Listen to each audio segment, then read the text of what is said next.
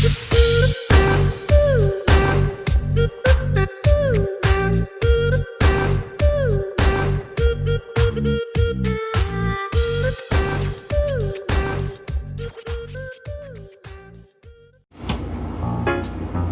shaking. Hi everybody. So today I am going to be doing a stuffed chicken. It's actually a request that I'm going to fulfill for Scott. Feel free to ask me, send me a message and ask me to make something that you're really interested. Ask me questions.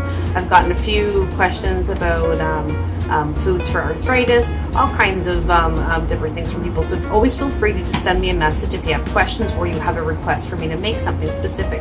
So Scott wanted me to make some sort of stuffed chicken, and today I'm doing a different method. I'm actually going to do a few different methods of stuffing chicken, but today's particular one, it's going to be a fold over kind of method, and I'm going to be filling it with mushrooms and pesto and Swiss cheese. So stay tuned. Okay, so first I'm going to tell you about the filling. So I have 2 pints of button mushrooms that I've sauteed with salt and pepper and garlic. I've let it cool. I've added some Parmesan cheese, and now I'm going to add some of my pesto. There is, I'll attach a link to my pesto recipe. As you can see, I'm going to put quite a bit. I don't want this to be hot when it goes in. I want the color and the flavor to come out as it's cooking. So that's probably about a little over a tablespoon, but I'm going to put a little more than that. I love pesto. I really love pesto. So that's probably going to be about close to 2 tablespoons actually. I'm just going to mix this up. Some people, you could totally, if you wanted to, you could add breadcrumbs if you wanted to make it come together. But with the cheese and the pesto, once it heats up inside of the chicken too, the cheese is going to help it all stick. Plus it's getting wrapped in Swiss cheese, so it's all going to be like this just bundle of awesomeness. Okay, so that is basically it for my filling for this, and now I'm going to show you how to get the chicken ready. Okay, so I have my chicken here that actually has been in a brine for the last 2 hours. I'll be posting a recipe for the brine that I use for this. It makes a huge difference with your chicken if you just take the time to do a brine. Forget about ever getting dry chicken ever again, and the chicken the flavor is right in through the entire meat. Okay, so I'm going to look for this side of my chicken, and I'm going to take my very sharp boning knife, and I'm just going to go as close to the bottom here as I can, really slow. Okay, and you want it to keep your knife nice and flat when you're doing it. I'm going slow for you so you can see. Usually I would just go right over. Okay, and I'm just going to kind of fold it a little bit. If you go through, it's not a big deal. See how I went through a little bit there? No big deal whatsoever, okay? And then once I have this open, I'm actually going to go again through on this side. See how it's thinner on this side, a little more meaty on this side? I'm going to go again even, keeping my knife nice and flat the entire time, because I'm just trying to make this open up, if you can see that. I'm on the right angle for people to see this.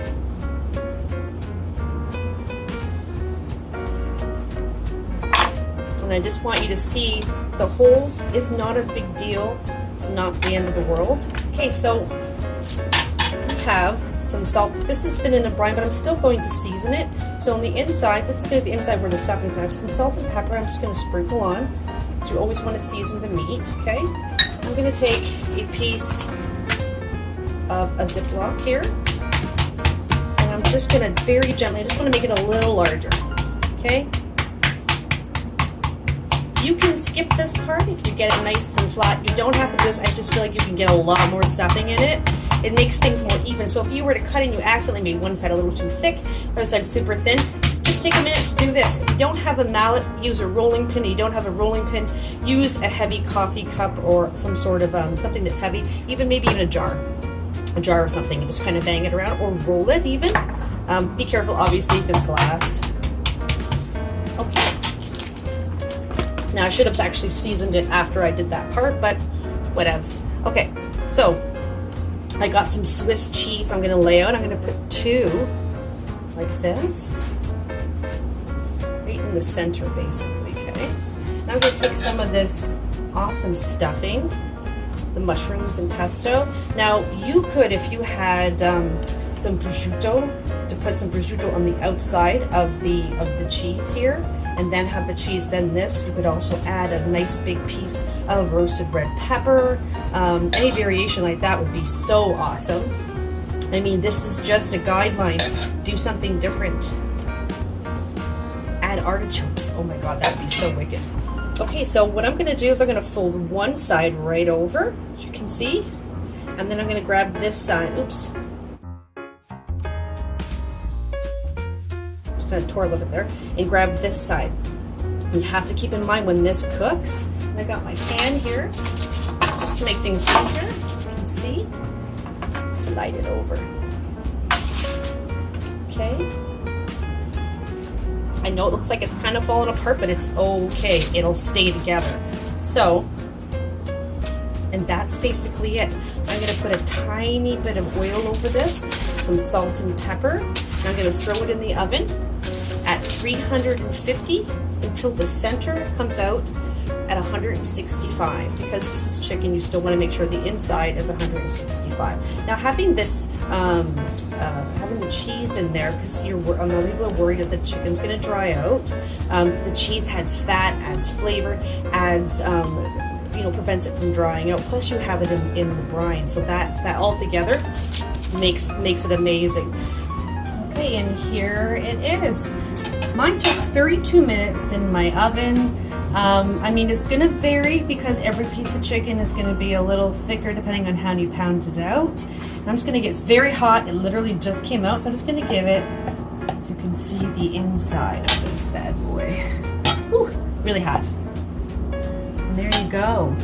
You can see your cheese still in there and your mushrooms. Everything, there was a bit of cheese that came out the bottom. It's going to happen. It's no big deal. Tastes just as good. You can throw it on top of your meat. I just put a little bit of salt and pepper on the outside.